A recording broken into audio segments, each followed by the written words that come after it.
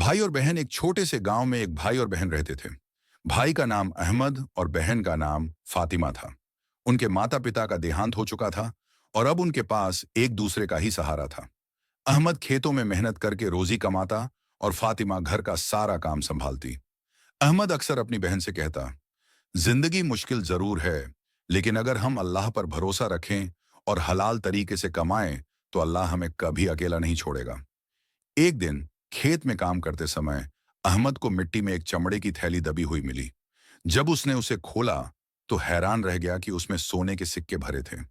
एक पल के लिए उसने सोचा, यह खजाना हमारी सारी परेशानियां दूर कर सकता है, लेकिन यह किसका है? वह थैली घर लाया और फातिमा को दिखाई। सब सुनने के बाद फातिमा ने भाई को याद दिलाया, अहमद, याद रखो, पैगंबर ने फरमाया है, जो अमानत में खयानत करेगा वह कयामत के दिन रुसवा होगा। ये सोना हमारा नहीं है, हमें इसे इसके असली मालिक को लौटाना होगा। अहमद ने बहन की बात मान ली। अगले कई दिनों तक दोनों गांव में घूम घूम कर पूछते रहे कि क्या किसी की सोने की थैली खोई है। बहुत से लोग सामने आए, मगर कोई सही निशानियां नहीं बता पाया। आखिरकार एक शरीफ आदमी आया और बोला, मेरी एक थैली खो गई थी जिसमें सोने के सिक्के थे और उसके अंदर एक छोटा सा तावीज भी था जो मेरी माँ ने दिया था। जब अहमद ने थैली देखी तो सचमुच उसमें वह तावीज मौजूद था। अहमद ने बिना देर किए वह थैली उसके मालिक को लौटा दी। उस आदमी की आंखों से आंसू निकल आए।